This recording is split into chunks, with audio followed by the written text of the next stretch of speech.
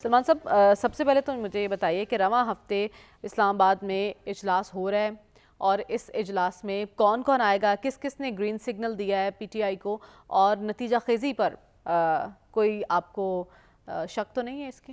देखिए, बात ये कि ये जो इजलास इस्लामाबाद में हो रहा है ये 26 और 27 तारीख को इसी हफ्ते में। अच्छा। और इसमें पाकिस्तान की जो बड़ी अपोजिशन पार्टीज़ हैं जिसमें जेयूआई है, मुस्लिम लीग फंक्शनल है और दीगर कॉम्प्रेस पार्टीज़, वो सबको मदऊ कर रहे हैं। उसमें सिविल सोसाइटी को भी मदऊ किया जा रहा है, उसमें जो हमारे जर्नलिस्टों की अंजुमन हैं उनको भी उन्होंने दावत दी है। तो वो एक बड़ा लाहे अमल तैयार करना चाहते हैं हुकूमत के खिलाफ। लेकिन ये जो विजिट था सिंध का, इस कॉन्फ्रेंस से कोई हिकमत अमली सामने आएगी कि आपने कहा कि एक नुक्ते पे नहीं, ये दरअसल कुछ इश्यूज सामने रखेंगे और उन इश्यूज पे इत्तफाक़ राय करके ये अभी कोई एहतजाजी तहरीक शुरू नहीं होने जा रही। अच्छा। एक साल के अंदर पीटीआई ने सोलो परवाज़ की है और उसमें मेरा ख्याल जो किसी भी एहतजाजी तहरीक के मुख्तलिफ मराहल होते हैं वो उन्होंने तय कर लिए हैं और पीटीआई के पास अब सोलो परवाज़ का कोई जवाब नहीं है। लिहाजा वो पॉलिटिकल पार्टीज़ को साथ लेके आगे की तरफ बढ़ना चाहते हैं और माजी की सियासी तारीख ये बताती है। देखें, अगर आप एक साल का जायज़ा लें तो 8 फरवरी के बाद उन्होंने एहतजाज के मुख्तलिफ ऑप्शन इस्तेमाल किए हैं और हर एहतजाज के ऑप्शन को वो फैसला कुन करार देते रहे हैं। और ये उन्हें ज़रूर सोचना चाहिए कि वो जिस एहतजाज को फैसला कुन करार देते थे वो फैसला कुन क्यों नहीं बना, वो नतीजा खेज क्यों नहीं हो सका और क्या वजह है कि अब उन्हें पॉलिटिकल पार्टीज़ की तरफ जाना पड़ेगा। और ये सियासी तारीख इस अमर की गवाह है कि जब भी कोई बड़ी एहतजाजी तहरीक होती है उसमें पॉलिटिकल पार्टीज़ मिलती हैं, जिसकी मैं बड़ी मिसाल आपको पीडीएम की जो है कि मौलाना फजलुर रहमान छोटी जमात थे लेकिन बड़ी जमातें उनके पीछे खड़ी हुई कि इमरान खान साहब की हुकूमत के खिलाफ जो एहतजाज का आगाज़ है वो मौलाना फजलुर रहमान ने किया था। आपको याद होगा कि कराची से लेकर इस्लामाबाद तक उन्होंने एक लॉन्ग मार्च किया और लॉन्ग मार्च की वजह से अगर ये कहा जाए कि एक डेंट उन्होंने उस वक़्त की पीटीआई गवर्नमेंट को डाला तो उसमें बड़ा और बुनियादी किरदार मौलाना फजलुर रहमान का था। और इस वक्त भी मैं समझता हूँ कि अगर ये मूवमेंट टेक ऑफ करनी है ना तो ये फजलुर रहमान साहब को उन्हें साथ लेना पड़ेगा। फजलुर रहमान साहब वीडियो लिंक के जरिए इस कॉन्फ्रेंस में शिरकत करेंगे। उनका वफद शामिल होगा, खुद वो वीडियो लिंक के जरिए होंगे। अलबत्ता कुछ चीज़ें उनके हाथ है, जैसे पीर पगाड़ा साहब का मैं आपको बताता चलूँ, इसलिए कि सिंध के अंदर इस वक्त पीटीआई का वफद भी वहाँ पर मौजूद है कि पीर पगाड़ा साहब की अगर रिजर्वेशन है या वो मुखालफत है तो वो सिंध की सतह पे पीपल्स पार्टी की है।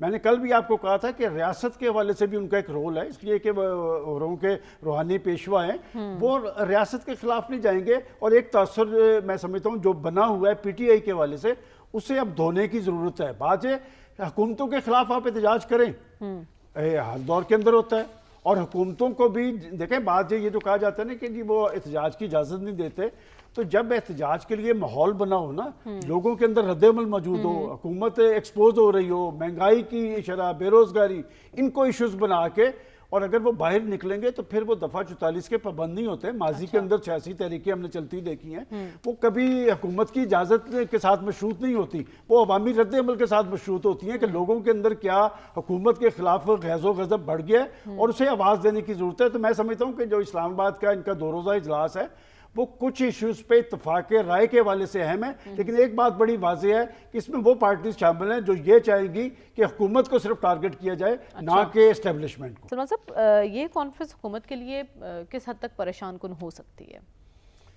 देखिए मरियम, ये आपने निशानदेही की जो उनके मौलाना फजलुर रहमान के पास जाने की है, तो मैं आपको याद होगा मैंने उस वक़्त भी आपको कहा था कि अगर एहतजाजी सलाहियत किसी में है लोगों को बाहर निकालने की तो उसमें मौलाना फजलुर रहमान का रोल बड़ा इम्पोर्टेंट है।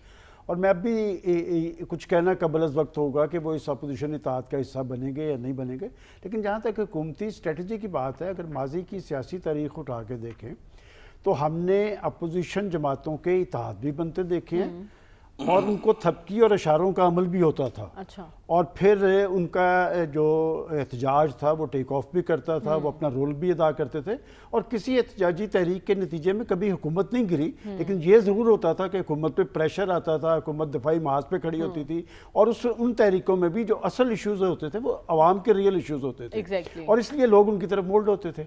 अब एक बहुत बड़ा फ़र्क है, वो फ़र्क ये है कि इस वक्त की जो अपोजिशन की बड़ी पार्टी है उसका ये नहीं पता चल रहा कि उनका टारगेट क्या है। अगर कोई इत्मीनान नजर आता है तो वो हुकूमत को है, हुकूमत को कोई इतनी बड़ी परेशानी को भी एड्रेस नहीं कर मैं इसलिए कह रहा हूँ ना कि हुकूमत को इतनी बड़ी परेशानी क्यों कर नजर नहीं आ रही कि उन्होंने एक ऐसी लड़ाई मोल ली हुई है जिससे खुद उनकी एक पार्टी भी परेशान है और वो कोई बड़ी तहरीक भी नहीं पैदा कर पा रहे। और यही वजह है कि आज मैंने सिंध के अंदर जो पीर पगाड़ा साहब के एक जिम्मेदार हैं उनसे पूछा कि जी ये तहरीक में पीर साहब, उन्होंने कहा पीर साहब हुकूमत के खिलाफ है, हम किसी इस्टेब्लिशमेंट के खिलाफ किसी अमल में हिस्सेदार नहीं होंगे। अच्छा। मैं समझता हूँ जब तक पीटीआई खुद यकसू नहीं होगी, किसी एक प्रोग्राम पे गामजन नहीं होगी, यकसुई होगी, संजीदगी नहीं तारी करेगी और ये नहीं बताएगी कि उसका मोटिव क्या है। बात ये नहीं हो सकता कि आप पाकिस्तान के अंदर पॉलिटिक्स करना चाहते हैं लेकिन आप पॉलिटिकल पार्टी से बात करना नहीं चाहते, आप पसे पर्दा कुर्तों से बात करना चाहते हैं, इसलिए कि आपकी सारी सियासत का महवर ही पसे पर्दा कुर्ते हैं और शायद आप को यकीन ये है कि हमें यकीन है कि रास्ता वहीं से निकलेगा। मेरा ख्याल अब रास्ता वहाँ से निकलने वाली बात इसलिए नहीं है कि जिन लोगों के साथ पसे पर्दा राब्तों के नतीजे में वो मसलत इक़्तिदार पे पहुँचे थे। अभी मेरे भाई जो पहले सेगमेंट में बात कर रहे थे कि मायूसी, उस मायूसी के तोड़ के लिए लोगों ने उम्मीदें लगाई थी इमरान खान से और क्या वो लोगों की उम्मीदों पे पूरे उतरे? क्या उन्होंने लोगों को रिलीफ फराहम किया? क्या इंसाफ हो गया? क्या आइन और कानून की बालादस्ती कायम हो गई? ज्यादा मायूसी पैदा हुई है। तो मैं समझता हूँ जब तक पीटीआई खुद यकसू नहीं होगी कि उसका टारगेट क्या है, कोई ना तहरीक बन सकेगी ना चल सकेगी। ठीक है, और आप कह रहे हैं इस सारी एक्टिविटी से हुकूमत के लिए भी कोई परेशानी की बात नहीं है।